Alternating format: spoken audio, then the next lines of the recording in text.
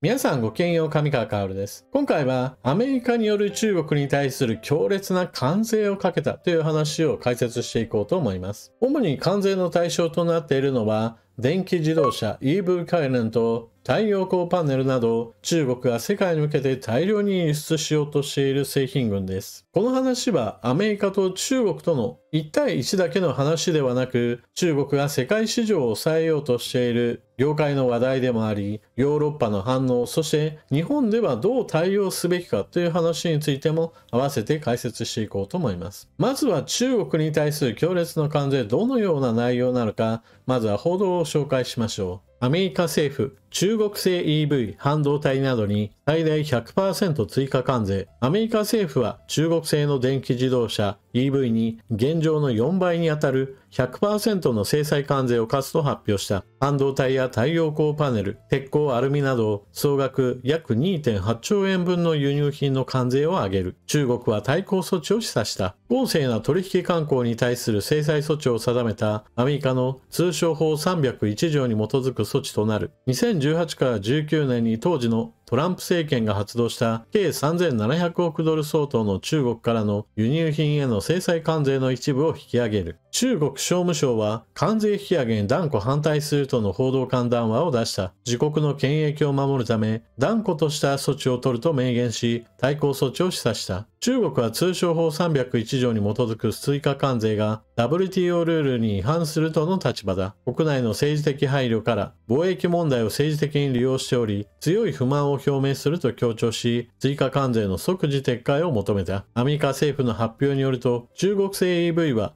2024年中に現行 25% の制裁関税を4倍の 100% に引き上げる。アメリカが輸入乗用車に課す基本の関税率は 2.5% で、これに 100% を上乗せする。半導体への制裁関税は2025年までに現行の 25% から 50% に倍増させる。自動車や医療機器などに用いる旧世代半導体の輸入を阻止する。中国が世界シェアの7割超を握る太陽光パネルの制裁関税も2倍の 50% にする。アメリカ通商代表部は2022年から制裁関税の見直し作業を続けていた。今回の関税引き上げによって安価な中国製品をアメリカから締め出し、脱炭素関連の自国産業を育成する。アメリカ国家経済会議のブレーナード委員長は、中国は生産力が過剰になっているにもかかわらず、自国の経済を優先して不当に安価な製品を氾濫させていると指摘した。もっとも、アメリカ内で中国製 EV はほとんど流通しておらず、追加関税の根拠は曖昧だ。WTO のルールでは、今回のように総裁措置として追加的な関税を課すには、国内産業が実質的な損害を受けていると立証する必要がある。大統領選まで半年を切り、バイデン大統領とトランプ前大統領は保護主義的な政策を競い合う。トランプ氏は中国からの輸入品の関税を一律に引き上げる考えを示した。バイデン氏は中国に厳しい姿勢を見せて争点を打ち消す思惑がある。現在中国経済は非常に大きな問題を抱えています。これまでも何度となく取り上げてきた不動産業界の抱えている莫大な不良債権問題です。これは中国の金融業界にとっても時限爆弾のようなものであり、実際に多くの企業が経営状態が悪化しています。そして、そうした全体経済の問題というのは当然のように多くの国民にものしかかってくるものですから、収入が減ったり、給料が未払いだったり、そもそも就職できなかったり、そして将来的な不安を多くの人々が抱えることによって、国内の消費活動が抑えられる不景気入り、日本のようなデフレ経済に陥ろうとしているわけです。中国の場合だと世界の工場というような呼ばれ方もしていて、中国国内で作ったものを世界へと輸出することによって、そこで得られたお金が中国国内でさらにぐるぐると回ることによって、全体のかさ増しが行われてきました。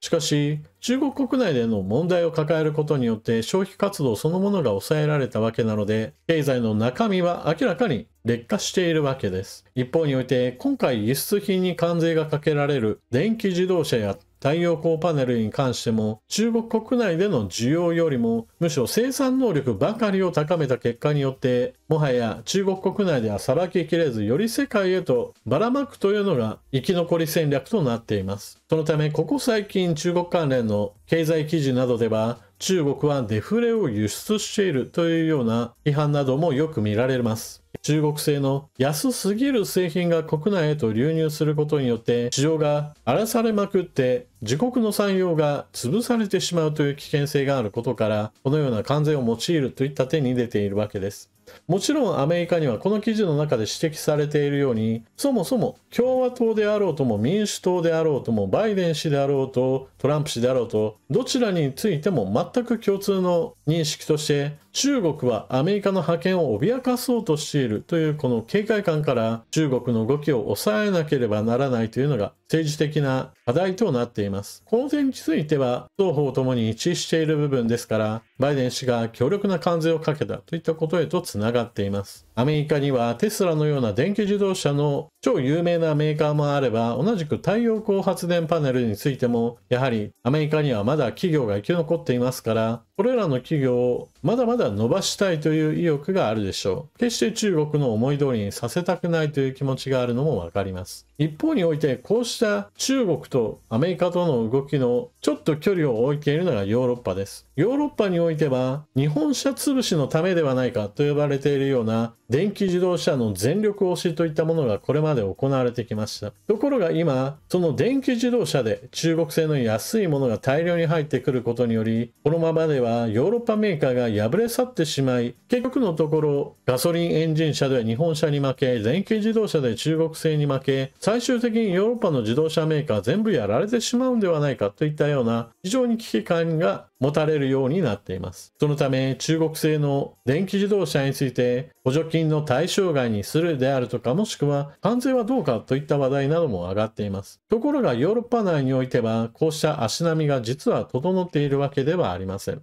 その足並みが揃わない最大の理由はドイツです。ドイツの場合だと中国との関係が非常に深いといった問題を抱えており、高級自動車部門においては未だに中国で非常に強いですし、またドイツの工業製品なども中国においてはまだまだ競争力のある製品として非常に有効に働いています。ですからドイツ以外では中国に対する警戒感が高まっているのに比べ、ドイツはまだまだ中国との貿易関係を強化しようという方向へと進んでいます。そして日本です。日本は今回の話が上がってきた電気自動車部門においてはまだまだ日本国内メーカーが全固体電池がある程度の完成度を見てから本格的な参入をしようとしている関係で、中国製の電気自動車参入しようとはしていますが、実質的にはほとんど売れていません。一方において太陽光発電パネルに関してはかつては日本製のものもたくさんあったのですが、中国企業との価格競争に敗れて残念ながら現在ではほとんど姿を見なくなりました。しかし本来であればそこに学ぶべき失敗がありました。なぜならば価格競争になった時に政府が何をすべきかだったかといえば、それは日本のメーカーを守るために関税もしくは補助金を出すか出さないかの違いを明確につけるべきでした。中国製の太陽光パネルを日本でいくらつけたってそこに補助金を出さないといったことを明確にしておくべきだし、また人に安くどんどんと入ってくるぞとなればそこに関税を課すこともしっかりと考えるべきでした。そして現在で言えばもはや日本製の太陽光発電パネルが見る影もない状態なのですが、最低限すべきこととしては日本で太陽光発電の発電事業をしようという場合において、もう中国製の太陽光発電パネルであれば固定価格の買取制度に参加させないぐらいの強力な参入消費企業を作るようなことも考えるべきでしょう。太陽光発電パネルの発電、それを固定価格で買い取る、そしてそれを多くの日本国民全員で負担するという電気代の賦課金というものは多くの人々にとって非常に重たいものとなっています。太陽光発電をやたらと押す人たちの中には、発電効率や発電にかかる費用などのコスト面において、もはや太陽光発電パネルは他の発電方式よりも圧倒的に安くなっているなどといったことを言う人たちもいます。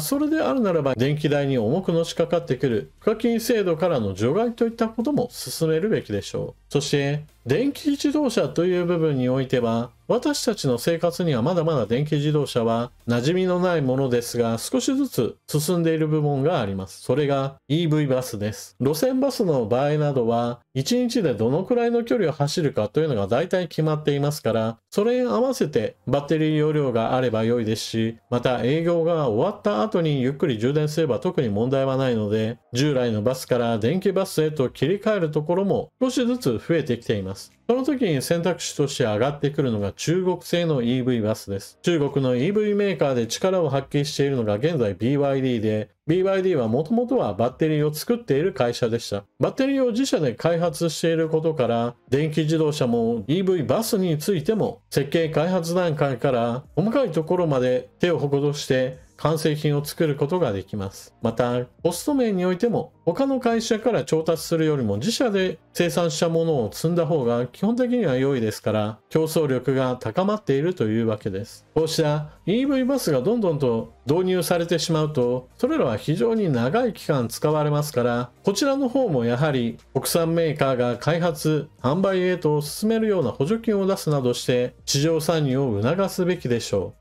一般消費者向けの EV とは違って EV バスの場合だと一度そのメーカーに決め打ちしてしまうと次の更新もまた同じメーカーといった形で中国製が定着してしまう危険性があります。中国は今国内市場での低成長デフレ化といった危機からなんとか海外へと物を売りまくって状況を改善しようと図っています。そこで行われている低価格の大量海外輸出といったものに関してもっとアメリカのようにちょっと強引でもいいから自国産業を守り、また中国に有利な条件を与えないといったことをもっと政策面として行うべきでしょう。というわけで今回の動画はここまで。最後までご視聴いただきありがとうございました。チャンネル登録していない方はぜひともチャンネル登録していってください。このチャンネルでは世界や日本の様々な情報を紹介し解説していっています。ぜひともあなたの知識の更新に役立ててください。それでは次の動画でまたお目にかかりましょう。またね。